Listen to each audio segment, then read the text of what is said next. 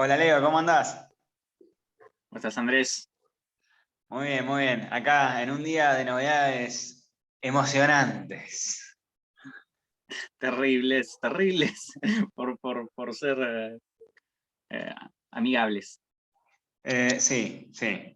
Bueno, ¿qué pasó hoy siendo también una importante festividad mariana? Pero la novedad del día fue despertarse con un nuevo motu propio de, ¿cómo es que le decías, Francis the Destroyer?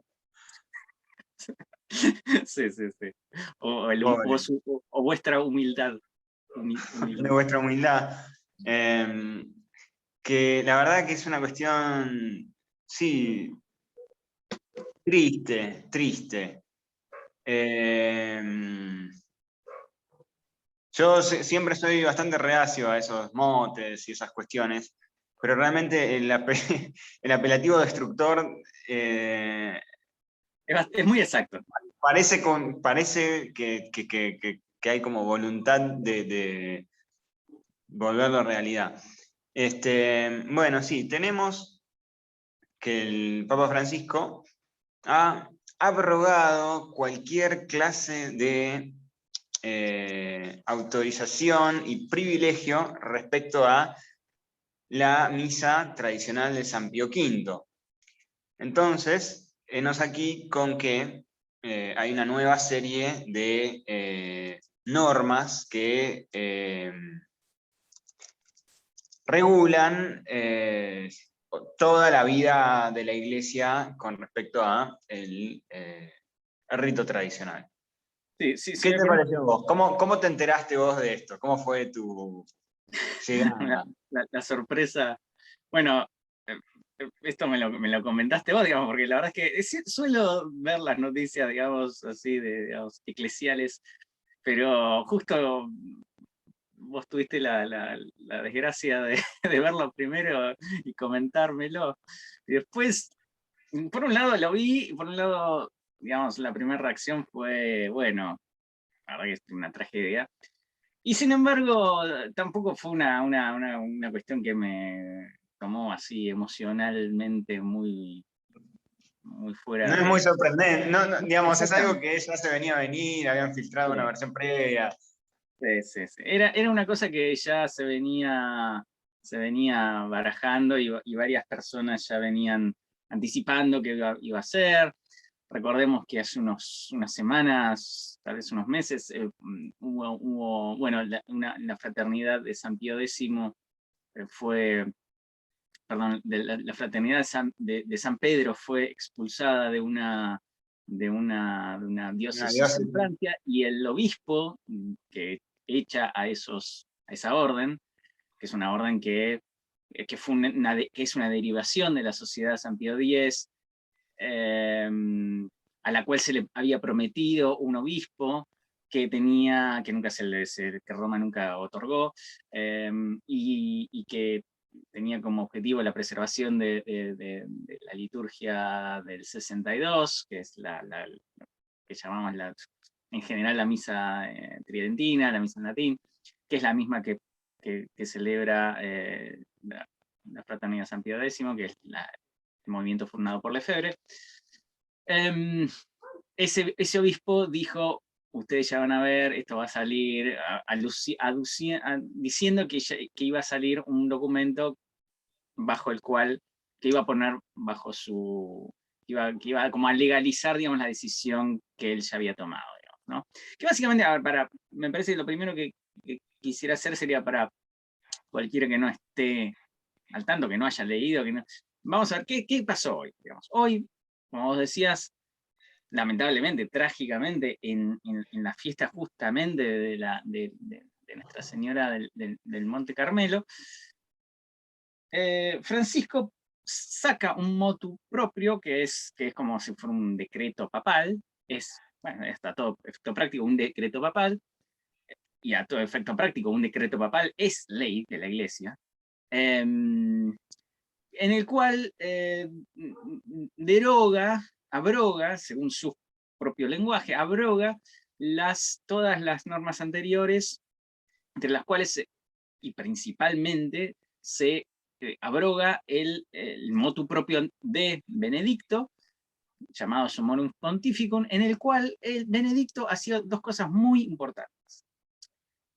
Primero, decía que la misa en latín no estaba abrogada, y como no estaba abrogada, decía que cualquier sacerdote podía celebrarla sin ningún permiso adicional, y etcétera, etcétera. Cosa que en su momento, y hasta ese momento, en el cual Benedicto publica este motu propio, no, en grandísima parte de la Iglesia no se entendía así. ¿Por qué? Porque recordemos que durante lo que fue los pontificados anteriores, básicamente, a todo efecto práctico, se pensaba o se hacía pensar que la liturgia previa a la publicada, a la autorizada por Pablo VI, después del Vaticano II, había quedado abolida, abrogada y prohibida.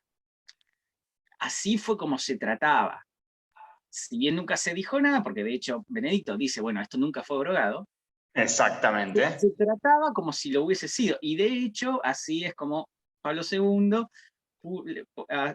crea Ecclesia Dei, que es una organización, un instituto para congregar a todos aquellos que querían seguir manteniendo esta liturgia tradicional, y además dio varias dispensas a distintos grupos, el famoso grupo liderado por escritores famosos ingleses, estaba Agatha Christie, que ni siquiera era católica, digamos, pero le había pedido a Pablo VI mantener la liturgia, etcétera, etcétera. Bueno, a ese grupo, otros grupos, de los cuales obviamente no se encontraba el de Monseñor Lefebvre, porque estaba obviamente en contra de lo que se le había prometido, bueno, sin entrar en esa etapa histórica.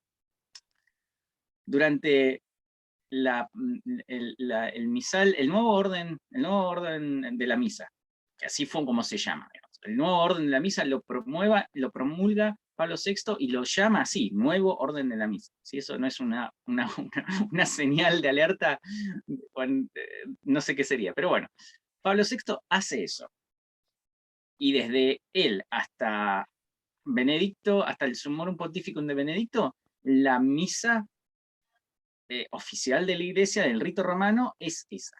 Y el rito anterior, el rito tridentino, con las modificaciones del 62, de las modificaciones del 59 y cualquier otra, de hecho, se tratan como si estuvieran prohibidas, y algunos le piden permiso al pontífice, en algunos casos el pontífice accede y lo otorga, y otros sacerdotes la hacen igual, y qué sé yo, y bueno, y durante estos 50 años hemos tenido estos problemas con acusaciones cruzadas de cisma y de herejía de todos lados, cruzados, etcétera, porque obviamente, digamos, a ver, si uno piensa que una misa está abolida y la celebra igual, y si uno piensa que una misa no se puede inventar, y que uno piensa que si la misa inventada nueva no es la misa de siempre, o sea, es razonable pensar de todos lados que hay cisma, o hay herejía, o las dos cosas, y bueno. Entonces eso fue lo que sucedió hasta Summorum Pontificum. Con Summorum Pontificum, Benedicto dice, bueno, no, de hecho la misa de tridentina, que con las modificaciones de Pío X, que se remonta a la de Pío V, que es básicamente eso, digamos, las modificaciones eran mínimas, nunca fue abrogado. Entonces, si nunca fue abrogado, cualquiera tiene permiso sin pedirle autorización ni al obispo, ni a la Santa Sede, ni a nadie, quiere hacerla, que la haga y pum. Claro, pero hay un tema muy interesante, que Pero es... déjame cerrar, digamos, el reconto histórico para que tengamos el panorama. Entonces, Dale, dale. eso es lo que hace Benedicto. Benedicto dice eso. Y entonces, desde ese momento, aparecen el Instituto San Pedro, el Instituto Cristo Rey, hay varios Cristo Rey, digamos, pero hay un Instituto Cristo Rey que se enfoca en la misa tradicional, etcétera, etcétera. De hecho, en la misa creo que siguen el rito del 55, si no vos me vas a corregir, no el del 69. Bueno, y aparecen varios institutos y aparece, cosa que no existía antes, la misa en latín parroquial, cosa que no existía. Entonces empezaron a aparecer misas en latín de institutos dedicados a eso y de sacerdotes que querían aprenderla, que querían saberla, que querían conectar con la tradición de los 1500 años previos de la Iglesia, con los 2000 años de la Iglesia, digamos, pero desde Trento, digamos, de que ese era digamos, como la misa oficial, la liturgia oficial de la Iglesia del rito romano. Y aparecieron un montón de grupos y de hecho hoy es un movimiento sustancial, sobre todo en Francia y sobre todo en Estados Unidos. Pero es un movimiento sustancial dentro de la Iglesia.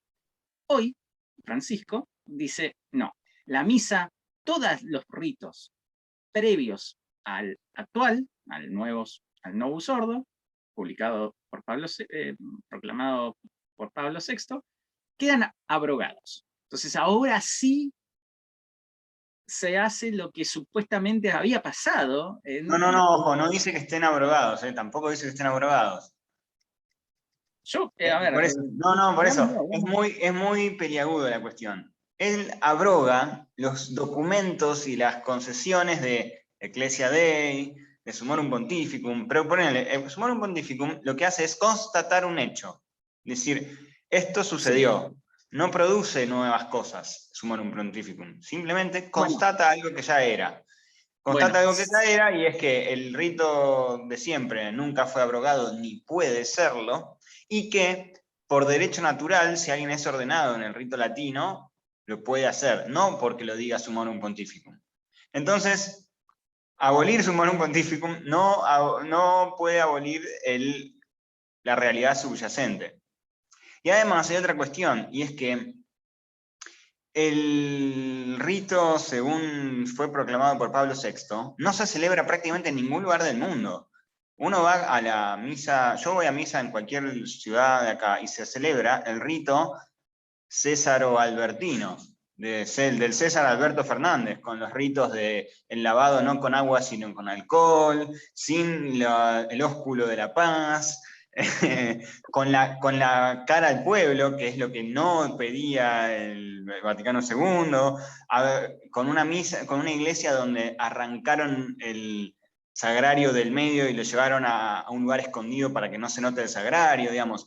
La misa habitual en cualquier lugar de la República Argentina no es la que quería Pablo VI, de ningún modo. Digamos, tiene una cierta semejanza, por supuesto, pero bueno, si Pablo VI pedía que se cantara, no sé, el canto gregoriano, vos vas a la misa de acá y no, son anti-Vaticano II, porque tienen la guitarrita. Y así. Bueno, ese es un gran punto, pero igual quiero corregirte ahí con el tema de... Mira, el artículo 8 dice, previas normas, instrucciones, permisos y costumbres, hasta las costumbres abroga, es espectacular, que no se conforman a las previsiones de este motu propio, quedan abrogadas. Eso lo dice claramente el artículo 8, podemos debatir, digamos, la extensión y la interpretación de esto, digamos, pero dice eso. Así que este punto me parece muy importante porque si abroga la norma, bueno, de hecho está abrogando o pretende abrogar la misa de Pío V, digamos. Así que, no sé. Más o menos, más o menos. Porque realmente no está hablando del misal de San Pío V. Y además, otra cuestión importante, y es que todo este formalismo es letra muerta en cuanto que ellos en la realidad, en los hechos fácticos, no pueden realizarlo. Digamos, en las mismísimas narices de la Conferencia Episcopal Argentina, en toda la ciudad y Gran Buenos Aires, hay una gran abundancia de misas conforme al rito tradicional, que son secretas, digamos, pero las conocen los vecinos. Hay algunas que son famosas y por todos conocidas, como la de Bellavista. Todo el mundo sabe que el domingo a la mañana en Bellavista está la misa tradicional. Ahora, hay muchas más, digamos, en el radio de, no sé, 40 cuadras alrededor de ahí, hay varias más, que no las dan esos curas, las dan otros curas que, mutis, van haciendo su vida. Y lo mismo pasa en un montón de lugares. Entonces, al fin y al cabo, digamos, no pueden hacer una persecución efectiva. Al contrario, la persecución le va a seguir dando ese gustito de fruto, digamos, maduro. Sí, sí, sí. Bueno, ese es un muy buen punto, digamos. Para ordenar un poquito la cuestión. Primero, está claro que, bueno, la misa tal como se la describe en los documentos de Vaticano II, prácticamente no se da en ningún lado. No existe.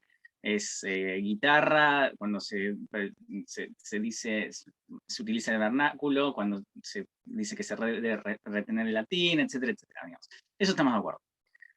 Dicho eso, tampoco la realidad es que esa misa, esa cosa, digamos, que de hecho existe en lo fáctico, digamos, pero no está en ningún lado, digamos. Eso es muy interesante, digamos, porque no está en ningún lado.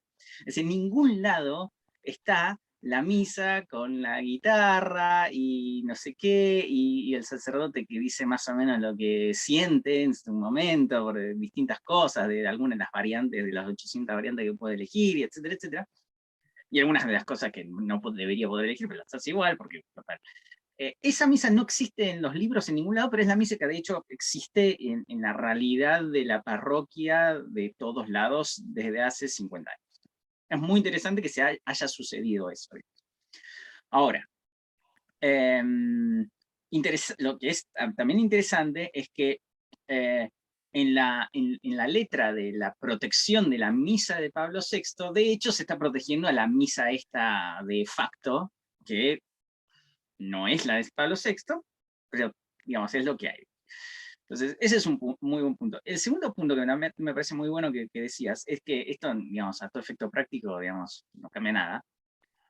En efecto práctico yo diría que no cambia nada por dos cuestiones. Primero porque, de hecho, si bien Sumorum Pontificum, de vuelta, daba permisos a los fieles para solicitar y a los sacerdotes para celebrar, la realidad es que cualquier obispo que no tenía ganas o le caían mal los fieles o los sacerdotes que hacían cualquier cosa que tuviera demasiado incienso, desaparecían y terminaban en la Antártida predicándole a los pingüinos. Eso es un hecho, digamos, también de la realidad de la parroquia de todos lados. Entonces, con lo cual uno puede decir, bueno, ¿qué cambia esto? La verdad es que desde ese punto de vista no cambia nada. ¿Por qué? Porque el obispo amigable a la tradición, bueno, va a otorgar todos los permisos que sean necesarios, y el obispo que no es amigable a la tradición, de alguna manera tiene algún, digamos, recurso legal más potente, eso es cierto, pero desde el punto de vista práctico, digamos, no cambia mucho porque, digamos, cualquier obispo sabe que no necesita ningún papel para hacer lo que quiere, porque de hecho, digamos, y no es una crítica, digamos, en cierto sentido lo es y en cierto sentido no lo es, porque, digamos, un obispo es un príncipe. Un obispo es un príncipe, es un príncipe de la iglesia y es la iglesia en ese lugar. Entonces, puede borrar con el codo lo que escribió con la mano y es como es porque no es una república, no es una democracia, no es nada. Entonces, yo diría que es cierto, da mayores recursos, y en todo caso lo que sí me parece que sí efectivamente cambia es que creo que es otra gota más en la copa de, bueno, basta, esto ya no se puede tratar de explicar y de excusar lo inexcusable y de explicar lo inexplicable.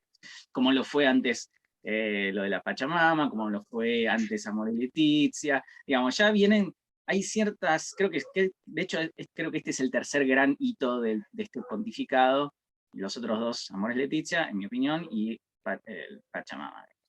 Entonces, estas tres cosas creo que en algún momento, a mí en particular, digamos, fue para mí el gran punto de quiebre fue Amores Letizia, para algunas personas, otras personas habrán sido Pachamama. Yo creo que este es otro de estos momentos en los cuales mucha gente va a decir, bueno, no, esto ya no se puede justificar, no podemos seguir tratando de tapar el sol con la mano, y claramente este pontificado, digamos, está,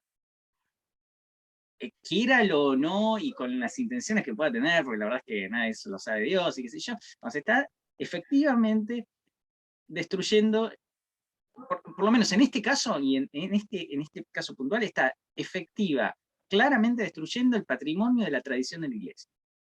No hay otra forma de describirlo. ¿Por qué? Porque si uno justamente escribe, con esta norma abrogo todas las costumbres, o sea, esta demencial no se puede. Bueno, si uno quiere o pretende abrogar una costumbre, una tradición, efectivamente está destruyendo, que pretende destruir la tradición. Siendo que el depósito de la fe son tres cosas: tradición, magisterio y la Sagrada Escritura. Bueno, qué sé yo, diría que es bastante importante. Así que, no sé, esto me parece que es eso. Desde el punto de vista, como vos decías, desde el punto de vista práctico, ¿cambia algo? Probablemente no cambia nada.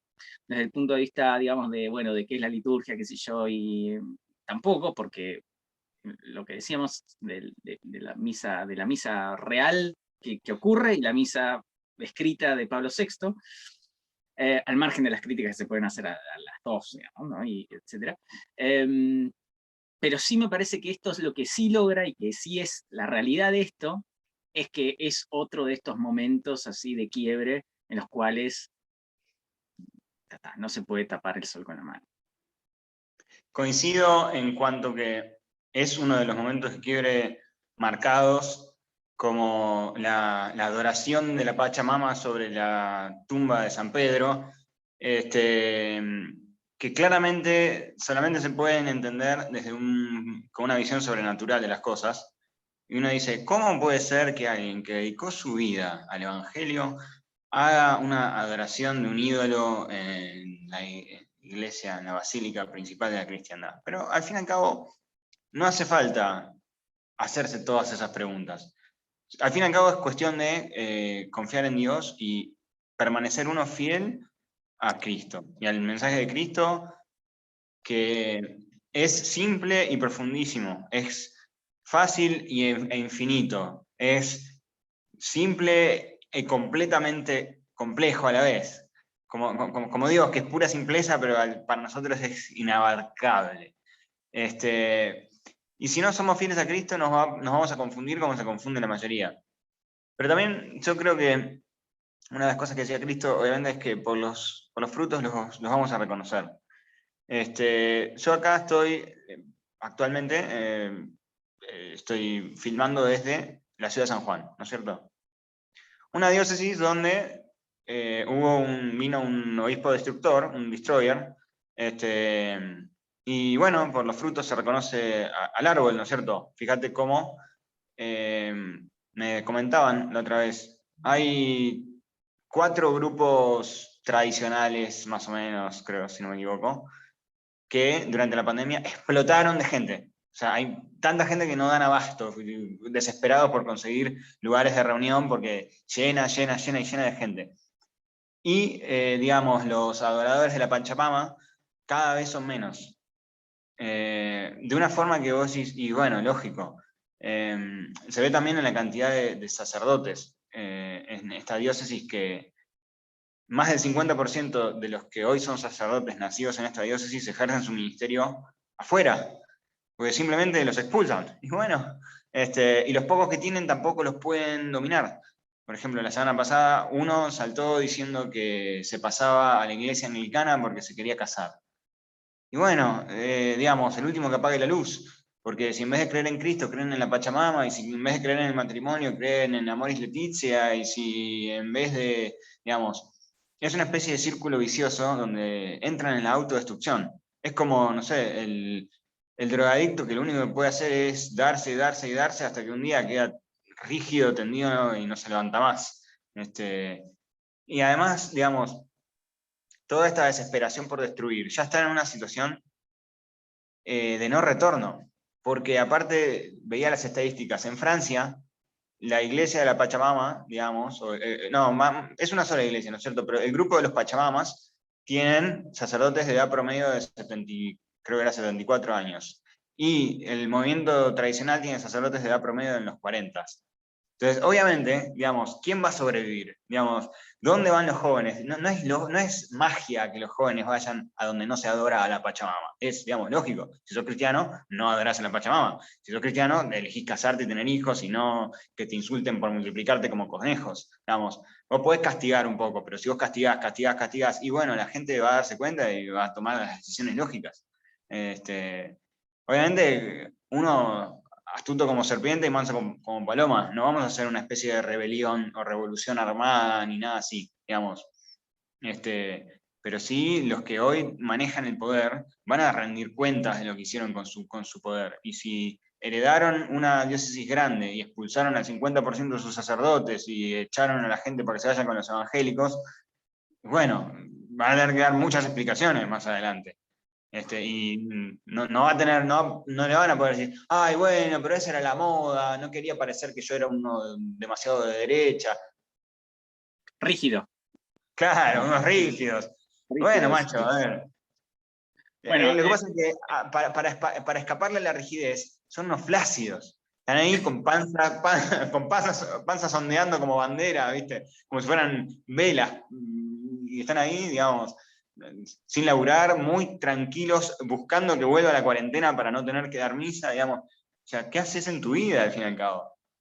sí, sí, realmente es trágicamente indistinguible el sacerdote promedio de parroquia de un empleado público.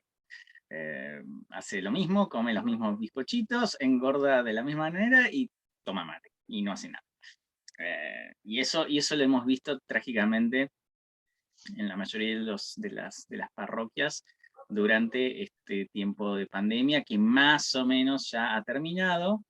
Depende, en algunos casos sí, depende del obispo y depende de varias cosas, pero yo sigo viendo lugares. De hecho, vi hoy, hasta hace 2 días, una parroquia, la iglesia catedral de un lugar, de una ciudad muy importante del país, cerrada, cuando en cualquier otro momento estaría abierta y con adoración permanente, como razonablemente puede estar.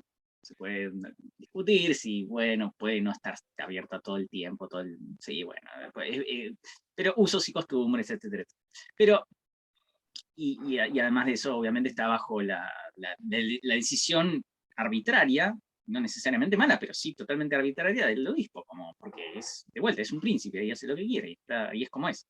Entonces, pero el punto no es ese, el problema es que está cerrada, digamos. El problema es que, de hecho, hay relativamente la vuelta a la normalidad, entre comillas, sigue siendo entre comillas, digamos, y en muchos lados está digamos, a discreción de la bondad o santidad del párroco, del sacerdote que sea, digamos, ¿no?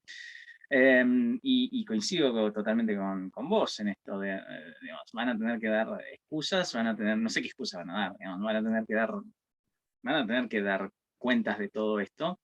Y lo que más que me parece absolutamente increíble es que, como vos también notabas, digamos, es toda gente con muchas canas, digamos, no le queda mucho tiempo. Yo no entiendo realmente, digamos, qué piensan que va a pasar, digamos, porque pueden morir mañana realmente. O sea, estamos hablando de gente arriba de los 70 años. Una persona arriba de los 70 años se puede no despertar mañana, digamos, por cualquier cosa y desapareció y va a tener que dar cuentas. Así que, pero bueno, sin embargo, esta gente en su gran mayoría sigue entreteniéndose con la guitarrita, adorando al ídolo de turno, distorsionando los sacramentos y ahora este último, digamos, golpe, eh, destruyendo o pretendiendo destruir la tradición de la liturgia. Una cosa interesante, yendo al documento, es que insiste varias veces con esto de la lex orandi de la Iglesia, que es la ley de la oración, digamos, y el adagio eclesial era, bueno, el ex orandi y lex credendi, ¿no? ¿Qué quiere decir? Que según cómo se ora, es cómo se cree, ¿no? Lo cual es absolutamente cierto, eso es indiscutible, y obviamente no es una novedad. Siempre se sostuvo eso, la Iglesia siempre sostuvo eso. Por eso es muy importante, y por eso importa el tema de qué es el rito, y qué ritos se utilizan, y etcétera, etcétera, digamos, porque vemos, de vuelta, tu comentario, esta gente, digamos, la iglesia de la Pachamama, como vos decías, es gente que, digamos, no le queda mucha vida por delante. Y es gente que tomó esta liturgia que nunca existió, digamos, de post-Vaticano II, con todas estas cosas, y claramente esa es la generación que perdió la fe. Porque él perdió no creía, porque su oración, la lex orandi, obviamente la llevaba a no creer, o a creer que era más o menos lo mismo, a creer en la cena del Señor, y entonces como es una cena, bueno, nada, es una fiesta, y qué sé yo, entonces cambian un montón de cosas. Entonces, obviamente, esta gente que no cree se termina yendo a la iglesia, por eso estaba viendo recién, digamos, el dato estadístico, no tengo de Argentina, pero en Estados Unidos en el 70 había 180.000 religiosas, y en el 2012, no me acuerdo si 2012 o 2002, quedaban 70.000. Básicamente, se destruyó la vida religiosa, y de hecho uno lo puede ver en Argentina, digamos, colegios que eran tradicionalmente administrados y cuyos profesores eran hermanos, hermanas, etcétera, etcétera, de órdenes de la que quieran, La Salle, maristas, lo que sea, desaparecieron los hermanos, no existen más, ni las monjas, no existen más. Entonces, claramente esta nueva ley del nuevo rito llevó a una nueva creencia o no creencia.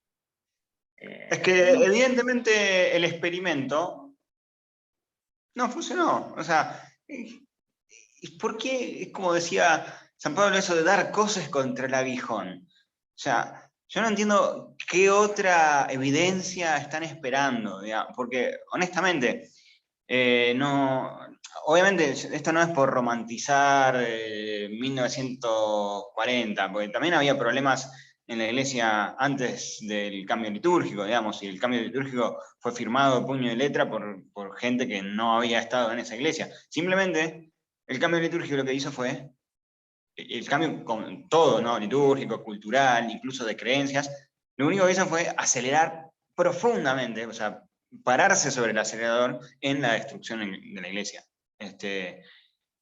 Y además lo vemos en quién entra a los, quién entra a los postulantados. O sea, yo toda la gente que conozco que ha entrado a los postulantados, se va decepcionada. Se va decepcionada. Es así. Porque evidentemente algo falta. No está ese alimento que alimentó a siglos y siglos de cristianos que entregaban su vida a la vida religiosa. Evidentemente, digamos, algo pasó que antes sí funcionaba y ahora no funciona. No es una cuestión de mucha ciencia.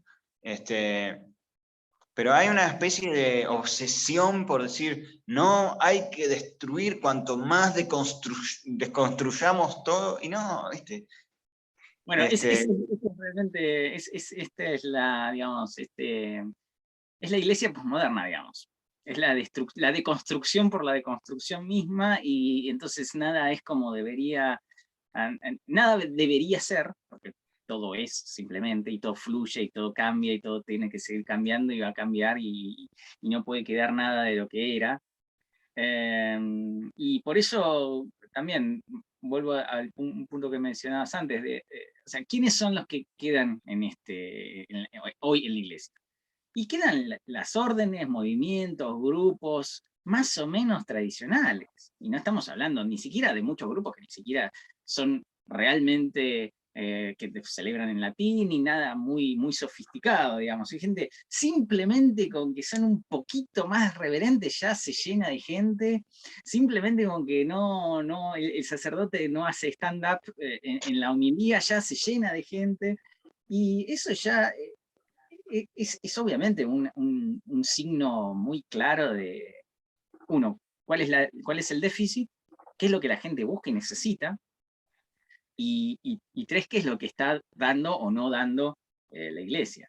Y en realidad, o por dónde lo da por estos grupos, digamos, donde más o menos, notemos también esto, digamos, estos grupos en general, muchos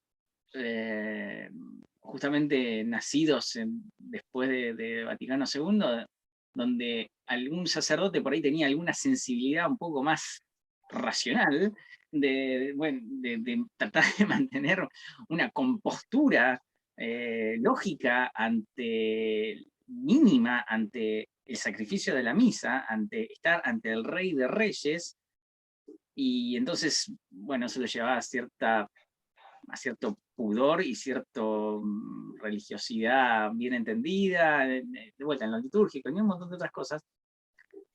Eso ya despertaba una cantidad de gente que iba increíble.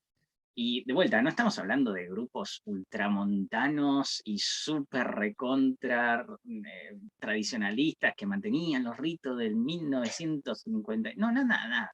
Estamos No, hablando no, de lo que, a ver, muchos dicen los neocones y otros grupos así que entran bajo es ese que apelativo. claramente, digamos, los neocones, si bien, digamos, hay muchas cosas que pueden no gustarme, y etcétera, hay que reconocer que, pongamos un ejemplo, con nombre y apellido, ponele, el Opus Dei. A mí el Opus Dei, digamos, no me gusta. O sea, yo tengo muchos amigos que son del Opus Dei, he ido 1000 veces a los centros, todo lo que quieras. Hay cosas que no me gustan, bueno, pero hay que reconocer que como la vida cristiana es una lucha dura, porque toda lucha que vale la pena pelear es difícil, y como dice la canción, es de igual a igual cuando es contra uno mismo. Necesitas gente que no sean unos blandos. Necesitas gente que tenga fuerza para que te pueda guiar a luchar contra vos mismo y vencer las pasiones. Ahora, ¿qué pasa? Los de la Pachamama nunca hablan de vencer las pasiones. Entonces, uno rápidamente cae en pecado mortal de cualquier tipo y vuelve a caer una y otra vez, porque claro, nunca venciste tus inclinaciones malas, porque no estabas peleando contra ellas, porque estabas muy ocupado adorando en la Pachamama. Y entonces, ahí llega la cuestión del pecado mortal habitual, que pasa a veces en los sacerdotes, y ahí ya es pésimo, porque empiezan a convivir con el pecado de una forma que no hay salida, no hay salida, porque están entregados a decir, bueno, y no, había que luchar, había que ser duro, había que levantarse, había que seguir intentando, había que, está bien, caer 50 veces y levantarse 51, que son las cosas que a mí me hacen permanecer en la fe y que yo antes iba a la Acción Católica en Belgrano, en Buenos Aires, ¿no es cierto? No queda uno, ni uno queda, cero. Se fueron, o sea, no hay ninguno que siga haciendo misa. Y lo veo no solamente en ese centro, sino en todos los demás. Entonces, digamos, si no pudo quedar ni uno, es porque algo se hizo mal. Y Sí, bueno, claramente uno puede decir lo mismo de un montón de colegios católicos, donde uno mantiene, revisa las listas de alumnos, y los que siguen yendo a misa, no, son cero, digamos, es realmente increíble. Y lo mismo de otros grupos de ese estilo. Pero con lo cual acá tenemos hacer dos distinciones. Primero, uno, esos grupos más o menos ortodoxos eran los que, y siguen siendo, los que sí, tienen más crecimiento, los que siguen creciendo. No son los que están muriendo, no son los que siguen acumulando señoras que rezan el rosario y te cuentan y reparten estampillas. Entonces, pero no son capaces de, pero en general, digamos, estamos viendo, ya hace ¿cuántos? 60 años, hace 60 años de esto, ya estamos viendo que esos grupos, aunque sean los que más crecen, porque la gente no sabía dónde ir, y el año pasado, porque no tenían otro lugar a dónde ir, literalmente, porque las puertas estaban cerradas, vemos que aún así estos grupos terminan perdiendo la gente. Porque la gente no se queda. ¿Por qué? Porque, como vos decís, en el fondo no se les enseña la verdadera, digamos, el núcleo duro de la vida cristiana. Y el núcleo duro de la vida cristiana es duro. Esto no es una religión para blanditos. De hecho, recuerdo ahora unos comentarios que había sobre la comparación entre la Cuaresma cristiana y el Ramadán. El Ramadán, los musulmanes no comen durante el día y comen solamente a la noche. Y obviamente cualquiera que haga eso durante, creo que 40 días también, o algo así, que es eso, comparado con lo que era la Cuaresma tradicional católica, medieval, eso es un paseo en el parque, eso no es nada. O sea, porque la Cuaresma católica no era solamente eso, no era solamente no comer de día, era comer casi nada, era pan y agua en muchos casos, y no comer nada de carne, y no comer absolutamente nada, los viernes, y, o sea, entonces, esta fue la religión, así se hizo digamos, se levantó la cristiandad con esas disciplinas. Y esas disciplinas no porque hay que morirse de hambre, y todo lo material es malo, como que eso fue una herejía que siempre aparece de vuelta, sino por un tema de que justamente si no podemos dominar el cuerpo y hacer lo que queremos hacer y ofrecer cosas en reparación por nuestros pecados y los de toda la iglesia, bueno, la verdad es que no, ¿cómo vamos a hacer? Si no mantenemos una vida de oración fuerte, una vida ascética fuerte, y acá el tema de la ascética, específicamente con el tema de la Cuaresma, etcétera, etcétera, y también se conecta con esto que nos ocupa hoy, digamos, que es el tema litúrgico. Recordemos que la ascesis para la comunión viene siendo reducida a casi nada, bueno, justamente desde hace mucho. Antes de que sea 1 hora para confesar el ayuno, eran 3 horas. Y antes de que sean 3 horas, eran 12. Y antes de que sean 12, era un día. Y en la realidad, la mayoría de los cristianos no comulgaban todos los días, sino que era una cosa excepcional, porque se suponía que, bueno, que obviamente es una cosa excepcional recibir a Dios mismo, y entonces uno tenía que estar con todas las disposiciones necesarias para recibirlo prudentemente y con fruto. Pero bueno, toda esta decadencia, bueno, hoy claramente tenemos un clavo más en el ataúd de todas estas reformas y todos estos cambios, que como vos bien decías, supongamos que fueron hechos con buena intención y con las mejores ideas, y etcétera, etcétera. Porque siempre se dice por ahí, bueno, esto es hay varias muletillas, la unidad de la iglesia, el fruto de las almas, y bueno, y cosas así. Bueno, supongamos que eso fuese real. Está claro que no se está logrando lo que se quiere lograr. Entonces, si uno intenta hacer algo con un objetivo y no lo logra, bueno, cambia de curso, supuestamente, si es que esa intención era real. Y si no, tenemos que presumir que la intención no era real y que en realidad lo opuesto es lo que está sucediendo.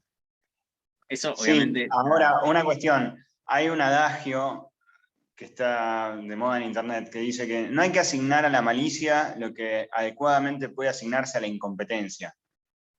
Y está bien. Yo concedo de que sin duda, digamos, entre miles de personas un porcentaje va a hacer las cosas por malicia. Pero hay también una gran dosis de incompetencia y de cobardía. Claramente, claramente. De hecho podemos ver Bueno, podemos, volviendo a Sumorum Pontificum, Sumorum Pontificum inventa la distinción entre rito extraordinario, perdón, entre forma extraordinaria y forma ordinaria de la misa, del rito latino. Innovación de Benedicto, que es bastante inexplicable en sí misma, digamos, porque uno cuando hace algo nuevo, se supone que lo nuevo es lo extraordinario en todo caso, y lo ordinario es lo que venía haciendo, digamos. Así que realmente es bastante difícil de justificar por ser amable, digamos. Podríamos aprovechar para pasar por la bueno, por esto, que se resuelva de alguna forma positiva para la Iglesia. Yo no me cabe duda que esto va a ser extremadamente positivo para la Iglesia. Esto no, digamos, las cosas que parecen peores terminan siendo las mejores. Yo no me cabe duda de que esto va a ser un paso más para la recuperación de la forma de siempre. Porque cada vez va a ser más evidente que el experimento fracasó. Y en realidad, digamos, donde más hagan presión, esto le da herramienta a los obispos que quieran para hacer presión contra sus bases. Bueno. Ahora, cuanto más presionas a sus bases más van a organizarse de forma más autónoma, más paralela y los van a ir empujando a grupos que sí están completamente fuera de la estructura, como la fraternidad, ¿cómo se llama? San Pío X. Bueno, Eso es una especie de cuestión bastante esquizofrénica, porque por un lado se le ha dado apertura y privilegios que antes no tenía, y de repente mucha más gente está yendo, yo sé de buena fuente, que también ellos han tenido una explosión numérica tan grande que no saben qué hacer. Pero por otro lado, digamos, una de cal y una de arena. Entonces, es bastante más complejo. Entonces uno pensaría que ellos quisieran destruir a la fraternidad San Pío X. Y en realidad era esta vía media, era esta, entre comillas, ¿no es cierto?, para usar un término anglicano, era esta cuestión en el intermedia del Summorum Pontificum, que podía poner más en riesgo el crecimiento de la fraternidad San Pío X. Esto en realidad es como una invitación, digamos, extraordinaria, es como decir, vayan nomás. Lo cual también es bastante extraño. Uno nunca sabe qué es lo que están esperando, qué es lo que están buscando cada uno de los actores. Bueno, oremos ahora y en la segunda, ahora esta parte que queda, veamos qué sigue, cómo sigue esta película. Hagamos un poco de predicciones. Bueno, oremos entonces. In nomine Patri et Filii et Spiritus Sancto. Amen. Pater noster, qui in celis, sanctificetur nomen tuum, adveniat regnum tuum, fiat voluntas tua, sicut in cielo et in terra. Panem nostrum quotidianum da nobis hodie, et dimitte nobis debita nostra, sicut et nos dimittimus debitoribus nostris. Et ne nos inducas in tentationem, sed libera nos a malo. Amén. Bueno, ahora, ¿cómo sigue esta película? Ya está, esto pasó lo que pasó. Ahora, vos decías, esto abre la puerta para que más gente... Yo no digo que abra la puerta, perdón. Mi primera hipótesis es que no va a cambiar nada. O sea, mi primera hipótesis es que el cambio va a ser casi nulo. Sí, ¿por qué? Porque, digamos, si las cosas se funcionaran vía decretos y cosas, pasaría lo que dije antes, digamos. Da la impresión de que lo que están empujando es que desaparezca la vía media, váyanse todos a la fraternidad. Pero en la realidad fáctica, como te decía antes, hay cientos de misas Summorum Pontificum que se venían haciendo en silencio. ¿Y esas por qué razón van a desaparecer? Porque aparte, cometen el error, creo, o alguien puede cometer el error de creer que los cristianos, digamos, tradicionales somos rígidos, que esa es la acusación que se nos hace. Rígidos, cuadrados, burócratas, cuando eso es falso. Digamos, nosotros sabemos muy bien, cualquiera que haya leído a Castellani un poco, aprendió rápidamente, que la obediencia es el justo medio entre la desobediencia y la obsecuencia. Y que si uno obedece una orden que te lleva a hacer un pecado mortal, uno puede decir, ah, no, estaba siguiendo órdenes. No, o sea, uno tiene que no pecar aunque te manden. Y así, digamos. Y nosotros no tenemos voto de nada. O sea, acá no es que estamos obedeciendo preinde ac cadáver como hacen los jesuitas. Nosotros no somos marionetas vudú, cadáveres que nos mueve nadie, digamos. Es la mayor libertad la que tenemos.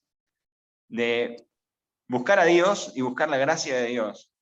De la forma en que de verdad podamos conseguirla. Porque lo más importante de todo es la salvación de nuestra alma.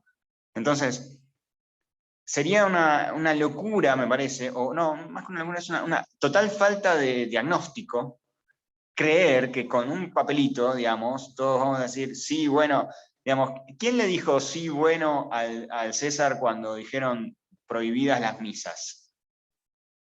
Los de la Pachamama. Digamos, la iglesia tradicional resistió. O sea, ¿resistió de qué forma? No públicamente, no haciendo escándalos, no. En el living de alguien, misa sin que nadie sepa. Punto.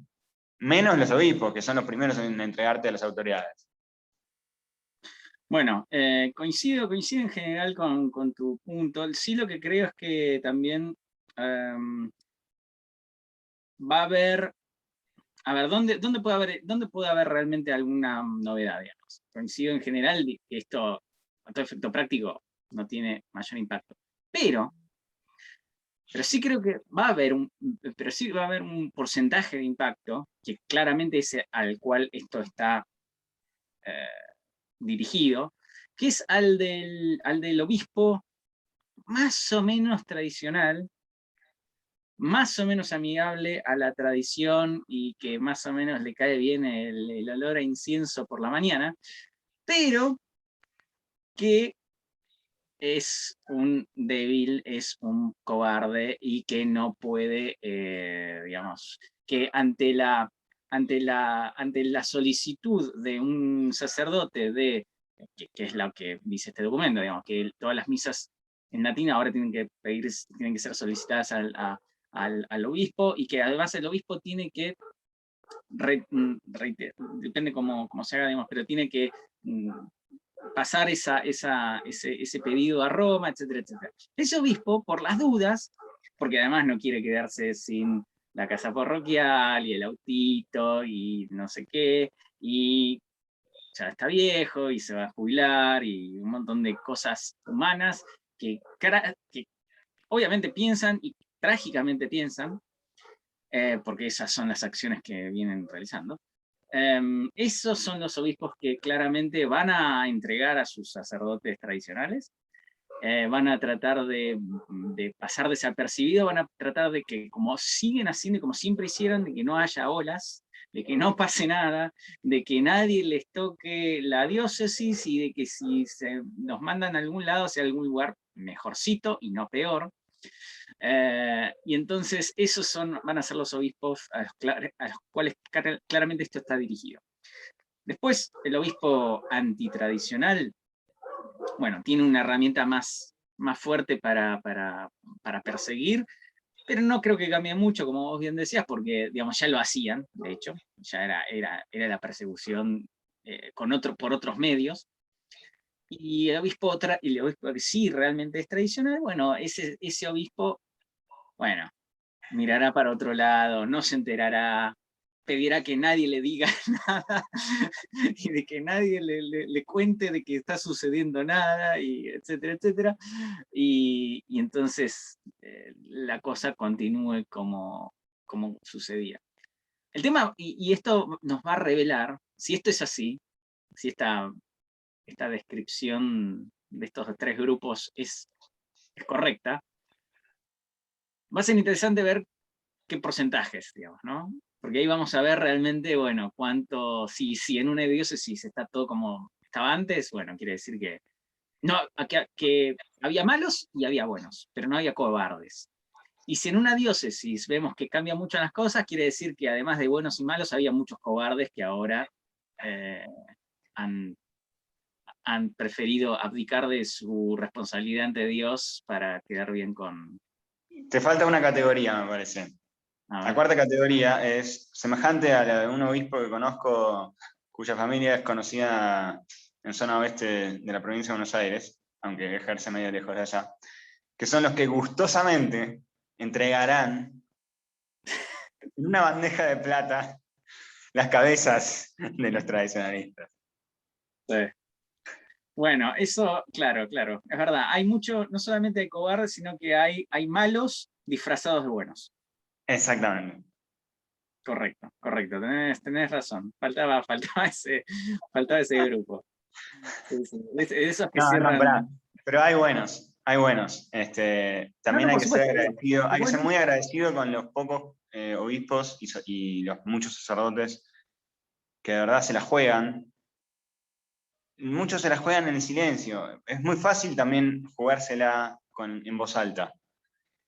Pero hay movimientos inteligentes, movimientos, digamos, cosas buenas, muy buenas, que se hacen en la más absoluta reserva, pero que van sembrando las semillas del despertar de la fe. Porque este despertar de la fe, yo tengo tantos amigos que yo pensé que estaban perdidos para siempre y volvieron a la fe, gracias al movimiento tradicional. Y eso no es aparte de ser la acción de Dios, la acción de Dios o sea, Dios obra también a través de sus soldados. Hay muchos que están peleando de buen combate de una manera espectacular, espectacular. Y todos los que están haciendo el bien, aunque lo hagan de una forma que no sea la mía, qué sé yo. Hay muchos como decían, el Opus. A mí no me gustará el Opus, pero hay muchísima gente que hace un excelente laburo. Lo mismo que en muchas de estas otras congregaciones, hermandades, o como se llamen. Yo no pertenezco a ninguna, la verdad. Yo creo que en parte sobrevivió mi fe por mi cierta independencia. Si no, me hubiese hecho progre y ahora estaría militando en alguna causa del medio ambiente. Y tendrías la Pero, barba teñida de verde. claro, pero no, digamos, hay tanta gente obrando callada y entregando toda su acción a Dios, porque son esas pequeñas acciones que en lo secreto van a llevar a que seamos de vuelta cada vez más. Y yo lo veo en muchos de mis amigos, y uno dice, bueno, y uno va sembrando, y gente con la cual yo después me dejé de hablar, me enteré que volvió a la iglesia también, y uno decía, wow, después de haber vivido en otra ciudad, etcétera, vemos que la persona volvió y floreció su fe otra vez. Este, Hay que seguir dando el buen combate. Y hay que también levantar la bandera y dar ánimos al resto. Hay muchas aplicaciones muy buenas de oración, hablando de lo que vos decías de Lex Orandi y Lex Credendi, digamos, que traen el laudes del breviario tradicional. Y conozco mucha gente que se levanta rezando laudes de la liturgia tradicional. Y yo no conozco a nadie que lo haga de la no tradicional, digamos, de la nueva. También, obviamente, que debo estar sesgado por mis conocimientos, por mis conocidos, ¿no es cierto? Pero va de a poco Sí, pero y se van multiplicando todas las acciones de piedad tradicional. Y sí, bueno, es cuestión de empujar a la gente para traerla otra vez. Que venite conmigo a misa, vamos a este lugar. Y la gente se engancha. sí. Y de hecho era lo que hablábamos antes. O sea, la iglesia de la guitarrita tiene muchas canas y poca gente. y y la otra no. Y la otra son de gente que entra, crecen, con gente joven, con misas donde hay chicos llorando. Ese es es un buen, es un buen indicador. Claramente una va a sobrevivir una generación y la otra no. La otra se muere ahora, en 5 años. Em, lo cual, lo cual también, bueno, este es interesante, digamos, ¿no? Porque decíamos, ¿cuál es, dónde está dónde va a quedar la iglesia? Bueno, va a quedar donde haya gente que profese la fe. Y eso tiene un solo lado, digamos. Pero la gente que piense que todos estos experimentos van a sobrevivir otra generación, claramente está equivocado. Y como vos también decías, el tema de dar ánimo y aliento, y me parece que esto está bueno para que esta noticia, que es obviamente muy mala, objetivamente muy mala, no nos distraiga del objetivo que en definitiva es perseverar en la santidad, porque, eh, porque precisamente, digamos, sabemos que la iglesia va a estar allí donde se la preserve y se la cuide, y claramente, digamos, en unos años va a ser la iglesia, lo que va a quedar va a ser Pachamama, que no sé qué va a ser de eso realmente, y, y la iglesia que siempre fue, y no va a haber otra cosa. Em, lo cual debería animarnos justamente a dos cosas. Primero, a profundizar, a profundizar la fe, cosa a la cual estamos llamados bajo pena de pecado mortal. Eso es algo que la mayoría de la gente ni lo sabe, pero está en el Código de Derecho Canónico. Eh, no podemos mantenernos con simplemente ir a misa los domingos y se acabó. Hay que profundizar en la fe, hay que profundizar en la piedad, en la oración, en la ascética. Si no tenemos una vida de oración, si no tenemos una vida de un espíritu de sacrificio, un espíritu de reparación, no vamos a perseverar. Y si lo hacemos, bueno, claramente lo vamos a hacer en la iglesia y con todo el patrimonio gracias a todo el patrimonio que tiene la iglesia. O sea, no es casual que las fuentes de la fe una de las fuentes de la fe es la tradición. No es que, bueno, la tradición es un agregado, o son las historias de la abuela, y son lindas, pero si no las sabes no pasa nada.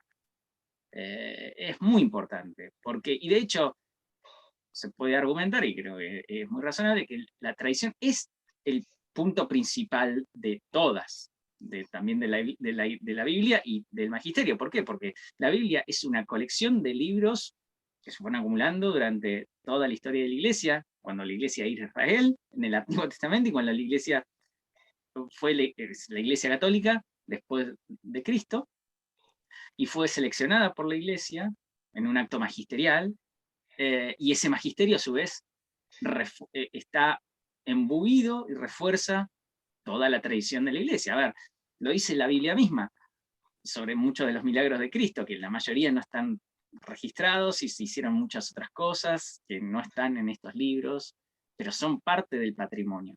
No tenemos que renunciar a nuestra heredad. A ver, si con nosotros como cristianos queremos ganarnos el cielo, que como cristianos se nos ha prometido como herencia, no podemos renunciar a la herencia temporal que nos sirve para esta otra herencia del cielo, que es la tradición. Entonces, la crítica a veces muy superficial que se hace de que, bueno, no importa, pero lo más importante es la obediencia y, qué sé yo, y como vos bien decías, digamos, hay una diferencia entre obediencia y obsecuencia.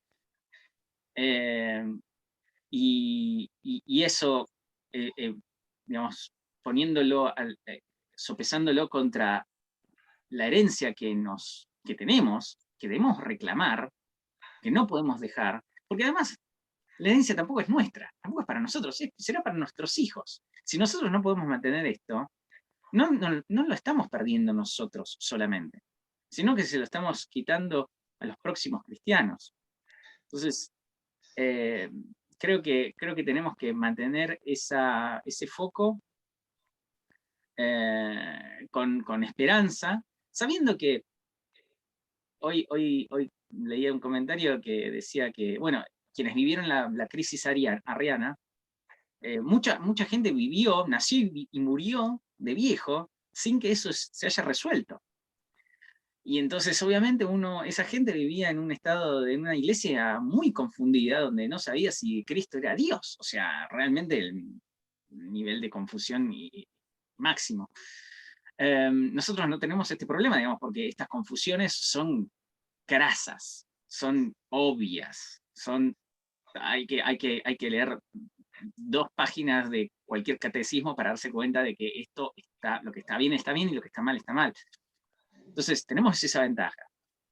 Y también tenemos ese testimonio de los cristianos que murieron en la crisis arriana, que murieron y perseveraron en la fe, aún en una iglesia muy confundida, y que, sin embargo, la iglesia sobrevivió. Entonces, no debemos preocuparnos realmente por una cosa así. Sobre todo, de vuelta, teniendo en cuenta que esto es tan obvio, esto es tan ridículamente obvio. O sea, si te parece un ídolo arriba de la tumba de San Pedro, bueno, sabes que es un ídolo, no hay mucha vuelta que darle. Si te dicen que un divorciado se puede acercar al sacramento de la Eucaristía, no, a ver, si estás casado con otro, no podés. Si te dicen que ahora que la misa, que las costumbres están abrogadas, y no sé, la verdad que, qué sé yo, no sé.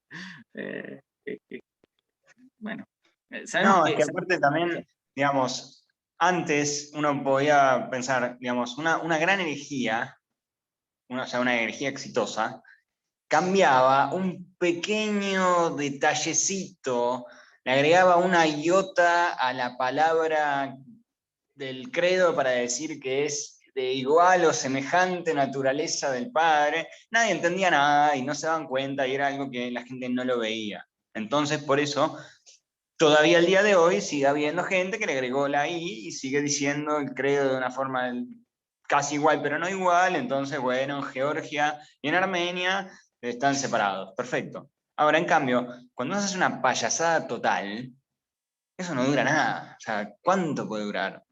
Y cuando la payasada va en aumento, llega el punto donde ya el último apaga la luz. O sea, cuando pongan a Zeus en el medio de la iglesia, y la gente no ve más. Pues a dar cuenta de que no tiene pero ni un poco de seriedad. Bueno, que Este, de hecho, que de hecho un poco lo que estábamos diciendo, digamos, que estamos en este punto, digamos. Estamos en el punto donde ya está la Pachamama en la iglesia, donde ya está la payasada, digamos, el circo está completo. Y bueno, y así está sucediendo, digamos, la gente se está dando cuenta y está yendo a recibir los sacramentos y está yendo a frecuentar centros donde se mantiene la iglesia, donde se dice lo que siempre se dijo. Que de vuelta, y esto es importante, digamos, la, la fe es lo que siempre se enseñó en todos lados, es una definición, o sea, así está definido. Entonces, no es que no importa, bueno, antes era así, pero ahora no, porque, no, lo que siempre fue y en todos lados, lo que siempre se creyó en todos lados. Entonces, por eso la gente está gravitando hacia estos otros lugares. Pero bueno, gracias a Dios. Creo que de vuelta, este es otro punto más de inflexión que nos sirve para dejar de tapar el sol con la mano, para dejar de presumir buenas intenciones, donde, a ver, ya llevamos 9 años de errores consistentes en una sola dirección. Entonces, uno puede decir, como vos decías, no hay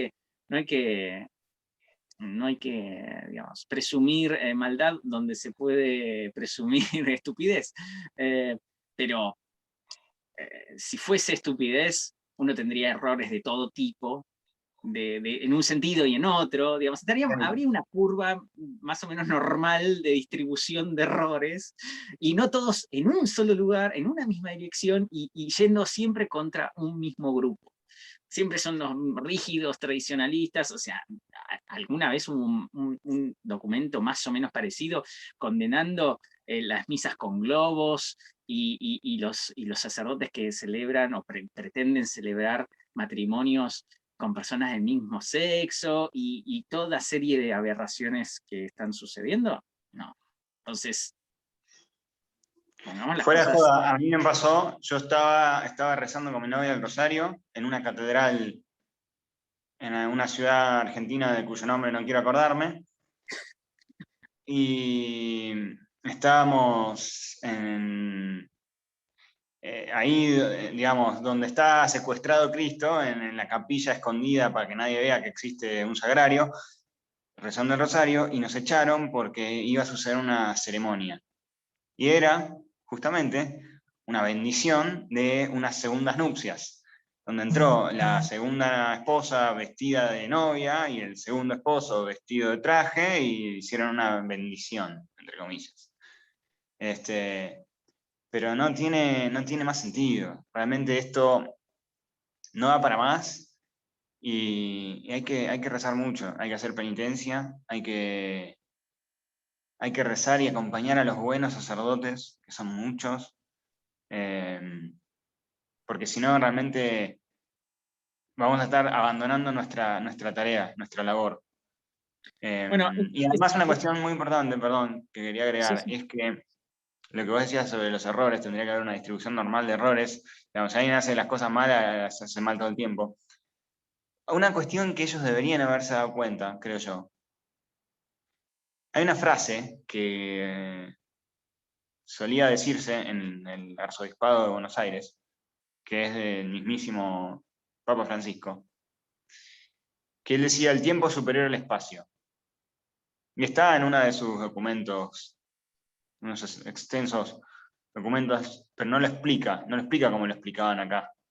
Entonces, en internet abundan interpretaciones de no sé qué cosa.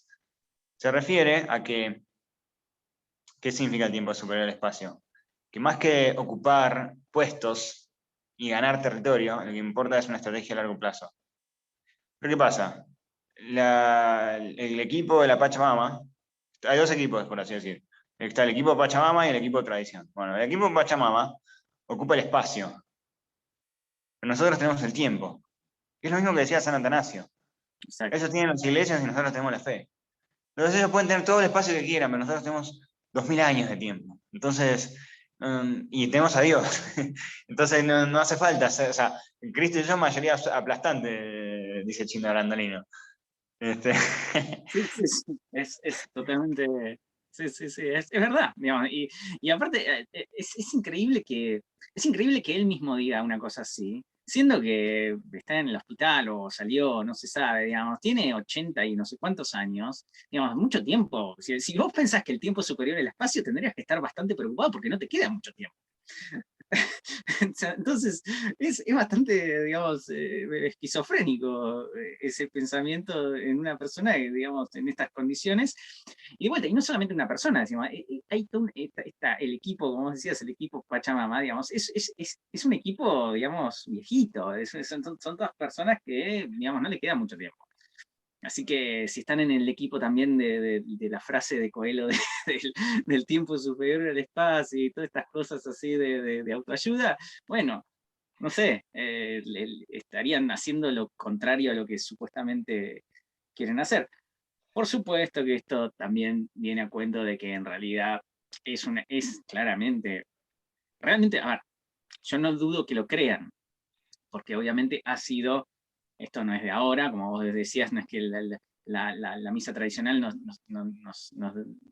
nos evitaba todos estos problemas, porque todos estos problemas ocurrieron cuando toda esta gente fue ordenada, celebraba misa tradicional porque era la única que había, etcétera, etcétera.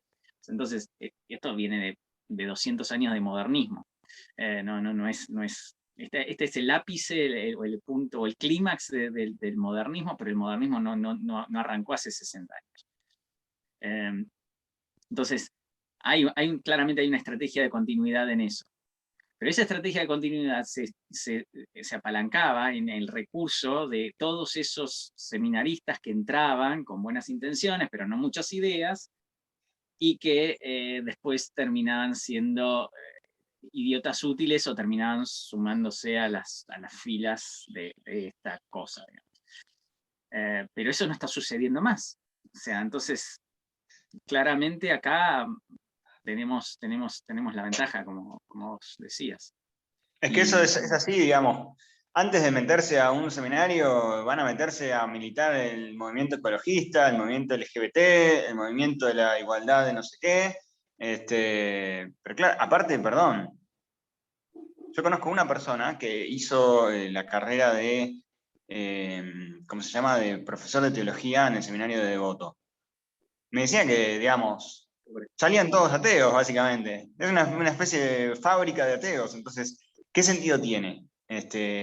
Mucho viri de estudio crítico de la Sagrada Escritura, ¿para qué?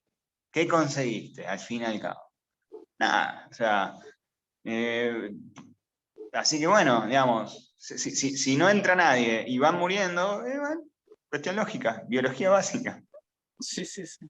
Bueno, claramente con mantenernos en la fe, esto se gana, digamos. Y esto también es un tema interesante remarcar, digamos. A veces, justamente como uno hace, digamos, el llamado a la ascética y digamos, a abrazar la cruz, etcétera, etcétera, a veces se confunde eso con una especie de apología de la derrota. Y no es así en absoluto. Nosotros, como decía San Pablo, nosotros sería vana nuestra fe si Cristo no hubiera resucitado. O sea, Cristo vence a la muerte. Al final Cristo gana. O sea, Cristo no es el perdedor de la cruz. Cristo es el vencedor de la resurrección, que pasa por la cruz, pero gana. Y no le gana a nadie más, digamos, porque ya no tiene más nada a quien ganarle. No hay nada más que hacer. Entonces, nosotros también tenemos que recuperar apropiarnos, como ahora apropiarse es una palabra que está de moda, hay que apropiarse de la victoria, digamos, porque será nuestra porque es nuestra herencia, así como es la tradición, como herramienta para la herencia celestial, porque esa es la victoria, nosotros estamos llamados a ganar, nosotros estamos ya llamados a perseverar, y vamos a ganar, digamos. El cristiano no pierde, el cristiano que se mantiene en la fe, gana. Degollado o no, digamos, pero gana igual. Entonces, realmente, todas estas cuestiones de que, bueno, por eso tampoco la verdad es que me preocupaba mucho, porque primero se sabía que estaba por venir una cosa así, y segundo porque, como Cristo dice, digamos, tenemos contados hasta los cabellos de la cabeza. Nada va a pasar que no deba pasar, no tenemos por qué preocuparnos por estas cosas, lo único que realmente sí nos debe llamar, así como hablamos de estos 4 grupos de obispos, también creo que están estos 4 grupos en las personas, en el laicado en general, ¿no? Tenemos los buenos, los que quieren perseverar, los malos, que no tienen ganas de nada, los que se disfrazan, que entran los débiles, y creo que el llamado tiene que ser al que está un poco débil de fe, o al que es ignorante en la fe, y que por ahí lee esto y dice, ah, bueno, no, Papa Francisco dijo esto, bueno, entonces estos tradicionalistas malos y rígidos seguramente están en cisma ahora son todos cismáticos y entonces están todos automáticamente excomulgados. Lo cual no dice nada, una cosa interesante, no dice eso el documento. Podría haberlo agregado, pero no lo hizo. Entonces, seguramente va a haber mucha gente que diga eso, diga cosas así, y a esa gente hay que llamarla a que profundice la fe, vea realmente cómo es, que sepa lo que cree, y que entienda lo que cree, en la medida en que es posible, porque obviamente el misterio de la fe es inagotable, pero no por eso pero no es irracional. Recordemos también, lo dice San Pablo, tenemos que dar razones de nuestra fe. Entonces tenemos que estar preparados para eso. Conocer, entonces, yo creo que llamaría a eso, al conocimiento, a la profundización en la fe, en la tradición, que aparentemente ahora no tenemos más, porque está toda abrogada. Desapareció la tradición. Y en el valor, en saber, no solamente saber, sino también mantenernos firmes, y ese mantenernos firmes significa, lo que es, aprender es relativamente, digamos, creo que no vale la pena profundizar en eso, es simplemente buscar catecismos buenos, el de San Pío X, que es excelente, no el nuevo de Juan Pablo II, que tiene un montón de problemas que dan lugar a cosas raras, y etcétera, etcétera. Otros catecismos que también se pueden recomendar, arrancar por ahí, leer a los padres, leer a los santos. Uno lee San Ignacio de Loyola, o Lugori, o Montfort, o lo que sea, y realmente ya no hay mucho más que entender. Está clarísimo lo que hay que hacer, lo que hay que evitar, lo que hay que tratar de llegar, a lo que hay que tratar de llegar, etcétera, etcétera. Eso por un lado. Del punto de vista del valor, de perseverar en el valor, creo que ahí sí me permito un par de comentarios más específicos. Claramente ahora habrá cierta persecución de parte de los débiles, de los obispos débiles y de los obispos malos que se disfrazan de buenos. Entonces ahí lo que tenemos que hacer es justamente, vos bien decías, acompañar a nuestros sacerdotes, apoyarlos. Eso significa plata. Porque estos obispos estos sacerdotes se van a quedar sin ningún apoyo diocesano, sin ningún apoyo probablemente de sus órdenes. Habrá órdenes que van a desaparecer. ¿Ves? No está espero que no, digamos, pero no es imposible que desaparezca la Fraternidad de San Pedro, o que el Instituto Cristo Sacerdote, no sé. Entonces, estos sacerdotes van a quedar en la calle, literalmente en la calle. Entonces, ¿dónde van a dar misa? ¿Dónde van a vivir? ¿Dónde van a comer? ¿De qué van a hacer? Entonces, apoyarlos con plata, que además es un precepto de la Iglesia. También mucha gente pone 10 pesos en la colecta por inercia, pero no sabe que es un precepto sostener a la Iglesia. Entonces, sostenerlo con recursos materiales y sostenerlo con recursos espirituales. Orar por ellos, rezar por ellos, mortificarse y mantener también, digamos, elemento material, elemento espiritual, y también agregaría el elemento humano. Tratemos de tratar a nuestros sacerdotes, invitarlos a comer, que digamos, son humanos y obviamente van a estar, y probablemente en este periodo, estén más solos que antes. Entonces, tratemos de apoyarlos en eso. Y en esas cuestiones chiquitas, creo que podemos ejercer la valentía del testimonio de la fe que deberíamos conocer. Coincido plenamente, es muy importante, lo hemos dicho en varios videos, dar con generosidad y, digamos, un aporte que sea significativo, digamos. Esto está bien, habrá motivos quizá para no dar el 10% porque hay una familia que mantener, etcétera, pero el ideal es el 10%. Y dar con inteligencia, porque estos curas van a necesitarlo y o sea, digamos, en algún momento hay que comer, hay que vestirse y, como decís, hay que apoyar. Y también me permito invitarlos, como siempre decimos, a rezar el rosario todos los días. Si no estamos rezando el rosario todos los días, nos está faltando el arma más potente en esta lucha. Así que bueno, con esto podemos rezar a la Virgen y saludar a la audiencia. In nomine Patris et Filii et Spiritui Sancti. Amén. Ave María, gratia plena, Dominus tecum, benedicta tu in mulieribus, et benedictus fructus ventris tui, Iesus. Santa María, Mater Dei, ora pro nobis peccatoribus, nunc et in hora mortis nostre. Amén. In nomine Patris et Filii et Spiritus Sancti. Así que bueno, a seguir en la lucha, porque es larga y es mucha, como siempre digo. Y va a estar divertido. Está muy divertido. Nos vemos. Cambio fuerte. Suscríbanse, pongan like y todo eso. Pongan like, compartan, no dejen de compartir. Mándeselo a alguien que se vaya a ofender con el video.